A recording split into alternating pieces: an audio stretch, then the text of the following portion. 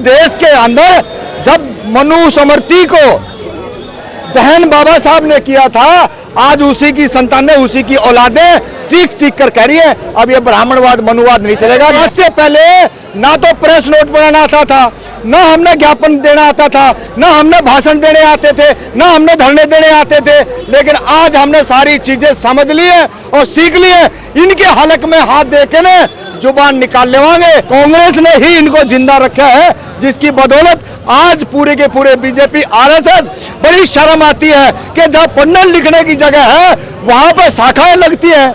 और मैं तो तमाम ये स्टूडेंट उनको इस बात को समझना चाहिए, आने वाले टाइम के अंदर बहुत बुरे हालात हो जाएंगे। इस देश को आतंकवादी बना चुका है। ये आंदोलन कहीं ऐसा रूप ना हो जाए। शाहीन बाग का एक आंदोलन था जो एक जगह से शुरू हुआ था और पूरे देश के अंदर फैल गया। तमाम जो लोग जहां से भी आए हैं वो जाके अपने धरना प्रदर्शन और परमानेंटली पड़ाव लगाए, ताकि इस देश के हर मनुवादी को ये पता लगे कि इस देश के अंदर बहुजन समाज अभी जिंदा है।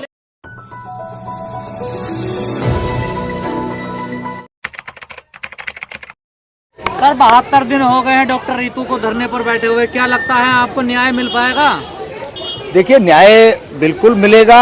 72 दिन हो चुके हैं और आप पीछे कैमरे के देख सकते हैं सामने कि लोग लगातार, चाहे हरियाणा से हो, पंजाब से हो, दिल्ली से हो, तमाम जो न्यायप्रिय लोग हैं वो आज अधिकार मार्च के अंदर शामिल हैं। और इस लड़ाई के अंदर, लड़ाई देखिए, बहुत सारी लड़ाइयाँ आप लोगों ने देखी है।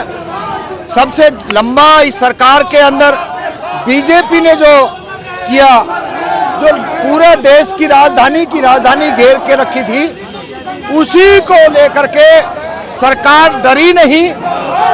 सरकार ने इतना कुछ आम जनमानस को लूटने का काम किया, उसको हराने का, हरासमेंट का काम किया, लेकिन वो इस देश के किसान थे, मजदूर थे, वो डरे नहीं और डटे रहे, दिल्ली को बंद किया। ये जो न्याय अधिकार मार्च है, क्या होगा इससे? क्या देखिए, मैं वही कहना चाह रहा हूँ, इस शाहीन बाग भी हुआ यहीं पे ही, किसान आंदोलन हुआ है, जो ना शिक्षा सीएनआर हुआ है, तमाम सारे आंदोलन हुए, लेकिन ये बहुजन समाज के लोग कहीं पर भी झुके नहीं, ना ही बिके।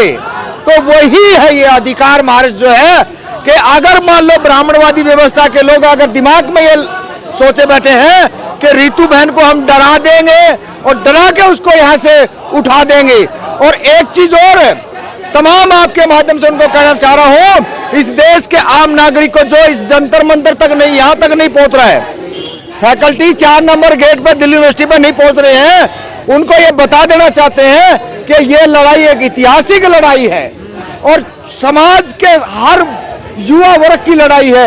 इस लड़ाई के लिए हम लोगों को आगे आना चाहिए और ये लड़ाई तो निश्चित हम जीत के रहेंगे। कोई इसमें किंतु परंतु का कोई 72 दिन में कहां पहुंचा है आंदोलन? देखिए, 72 दिन के अंदर उनको पहली तो एफआईआर दर्ज हुई है। जो चांसलर जो है, प्रिंसिपल है, उसके ऊपर एफआईआर होना ये कोई छोटी बात नहीं है। और इतने दिन से डटना, एक ब्राह्मणवादी सिस्टम के खिलाफ खड़ा होना, ये हर किसी की बस की बात नहीं है। लोग 5 लाख 4 लाख पे यहाँ तो कर नौकरी न्याय चाहिए, यहाँ भी जातिवाद आएगा। बिल्कुल, यही तो सबसे बड़ी है, जातिवाद, ब्राह्मणवाद और आरएसएस की शाखाएं। आप दिल्ली फैकल्टी 4 नंबर गेट पे आप देख लेना, 4 बजे अगर ना लगे तो ये सारे का सारा जो है वो डराने की पूरी कोशिश कर रहे हैं, वो खरीदने की पूरी कोशिश कर रहे हैं। लेकिन बहुजन समाज के लोग तमाम तरीके से जो न्यायप्रिय लोग आज भी लड़ रहे हैं और उसका जिंदा जागता उदाहरण है। न्याय मिल पाएगा? बिल्कुल उम्मीद है, न्याय मिलेगा और उसी के लिए लड़ रहे हैं। और आने वाली युवा पीढ़ी को एक संदेश है कि लड़के ही आप जीत सकते हो। न्याय चाहिए, क्या नौकरी नहीं, न्याय चाहिए। इसीलिए कह रहे हैं, नौकरी का मामला बाद का है। पहले तो जो समाज के अंदर जो ऊंच नीच की जो भावना रखी गई है वो समानता में होनी चाहिए और सामाजिक न्याय होना चाहिए। लेकिन बहुत सारी चीजें ऐसी हैं जो लोगों को लारे लप्पे दे करके ब्राह्मणवाद की तरफ धकेलने का जो काम किया जा रहा है। तो नौकरी की है ना सारे। देखिए, नौकरी पहले जो बात न्याय की आ रही है ना, वो तो मिले। नौकरी कहाँ जाएगी? तो न्याय मिल देखिए, नौकरी की बात नहीं है, सामाजिक न्याय की बात है यहाँ पे। नौकरी तो देखिए, पढ़ा लिखा अपने बलबूते पे वो गए हैं, वो किसी की खैरात पे नहीं गए, खुद के अंदर इतना कॉन्फिडेंस था, तभी तो वो प्रिंसिपल बनी है ना, प्रोफेसर बनी है। अब ऐसे कोई थोड़ी बन जाएगा।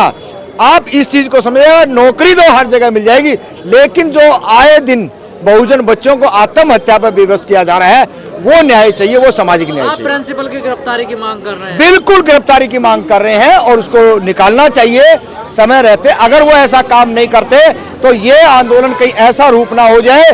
शाहीन बाग का एक आंदोलन था जो एक जगह से शुरू हुआ था और पूरे देश के अंदर फैल गया, और हो सकता है आज एक कॉल और बड़ी यहां से ना हो जाए कि तमाम जो लोग जहां से भी आए हैं वो जाके अपने सेक्रेटरीएट पे जाके धरना प्रदर्शन और परमानेंटली पड़ाव लगाए, ताकि इस देश के हर मनुवादी को ये पता लगे कि इस देश के अंदर बहुजन समाज अभी जिंदा है। लेकिन आप भी जानते हैं जितना आंदोलन लंबा चलेगा उतना ही कमजोर होगा। देखिए, ये गलतफहमी आपके दिमाग से निकाल देते हैं हम। जितने लंबे आंदोलन चले हैं उनका इतिहास है, और सरकारों को मुक्की खानी पड़ी है और झुकना पड़ा है।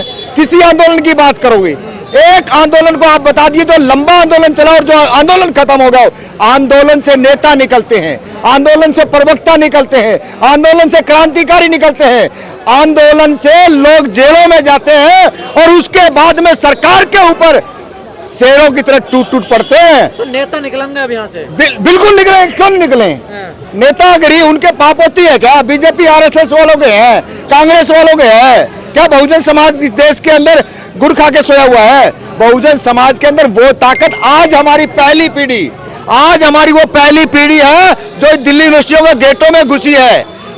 हमने तो आज से पहले ना तो प्रेस नोट बनाना आता था, ना हमने ज्ञापन देना आता था, ना हमने भाषण देने आते थे, ना हमने धरने देने आते थे, लेकिन आज हमने सारी चीजें समझ ली है और सीख ली है। इनके हलक में हाथ दे के ना जुबान निकाल लेवांगे अगर हमारे अधिकारों पर हाथ डालेंगे। 72 दिन से कह रहे हैं, आप रोज कहते हैं ये। देखिए 72 दिन से नहीं करे, 72 दिन का रिजल्ट देख लिए। मैं कह रहा हूँ आपके कैमरामैन से बारी कैमरा घुमा के दिखा दें, वो हजारों 5 बटालियन यहाँ की फोर्स लगा रखी है। क्या जरूरत है भाई? जब हमारे अंदर कुछ है ही नहीं तो इतने ये प्रोपगंडे करने की क्या जरूरत है? सुरक्षा व्यवस्था के लिए अच्छा, सुरक्षा व्यवस्था, ये बड़ी अच्छी सुरक्षा व्यवस्था। ये इन्होंने पुलिस को दिखा करके आम जो कमजोर लोग हैं उनको डराने का प्रयास है। आप पता नहीं है, दिल्ली के जंतर मंतर पे बीजेपी सरकार जब से आई है, वहां पर पहले तो इन्होंने एक दिन का प्रोटेस्ट करने की इजाजत दी है, उसके बाद में इन्होंने कह दिया शिफ्ट में। मतलब सत्ता में जो बैठे हैं गुंडे मवाली, इन्होंने इस देश के अंदर आम को गुंडा कह रहे हैं। बिल्कुल गुंडा कह रहे हैं, गुंडा है। 2002 का हत्यारा नहीं है क्या? बावरी मस्जिद के अंदर ये गए थे, बावरी मस्जिद ढाने के लिए, वहां पर क्या हुआ? कोर्ट ने तो क्लीन चिट दे दी। कोर्ट ने क्लीन चिट दे दी। आप ये देखे ना हुआ क्या? कोर्ट ने क्लीन चिट दे दी। क्या कहा कोर्ट ने? कि राम का कोई अस्तित्व नहीं है। हम चलिए उन बातों में नहीं जाना चाह रहे हैं, हम फिर भी यही कहना चाह रहे हैं, इस देश के अंदर जब मनुस्मृति को दहन बाबा साहब ने किया था, आज उसी की संतानें, उसी की औलादें चीख चीख कर कह रही है अब ये ब्राह्मणवाद मनुवाद नहीं चलेगा, न्याय हम लेंगे। संविधान से चल रहा, मनुस्मृति से चल रहा। देखिए देश संविधान से चल रहा है, तभी हम खड़े हैं। हमने कहा ना संविधान में से कैसे कैसे शब्द निकाल के और ये इस देश को क्या बनाना चाह रहे हैं। आप लोगों को नहीं पता क्या? विश्व गुरु बनाना चाह रही है। विश्व गुरु नहीं है, इस देश को आतंकवादी बना चुके हैं। आरएसएस के लोग आए दिन दलितों के बच्चों, पिछड़ों के बच्चे, मुसलमानों के बच्चों को नू दंगे में जाकर निकलते हैं। अब जाके ना अभी मणिपुर दंगे में देखिए क्या हो रहा है। ये तमाम जारी जो चीजें हैं ये बीजेपी आरएसएस के आने के बाद में हुई है। इससे पहले इस देश के अंदर बेसंग सत्ता लूटने का काम करती है। दंगे नहीं होते थे, दंगे नहीं होते थे, पहले दंगे नहीं होते थे। देखिए 84 के दंगे की आप बात करोगे अलग है, आप जाके ना उन दंगे की बात करिए ना जो बीजेपी आरएसएस जो दहशत का माहौल कर रही है और सिरे हम बहन बेटियों के घरों से। कांग्रेस ठीक है आपके लिए? नहीं, देखिए हम कांग्रेस के कोई वकील नहीं है। कांग्रेस ने अगर समय रहते हुए गोधरा के हत्यारों को अगर उनका मर्डर करा दिया होता तो आज ये दिन का ना कांग्रेस ने देखने पड़ते और ना इस देश की जनता ने देखने पड़ते।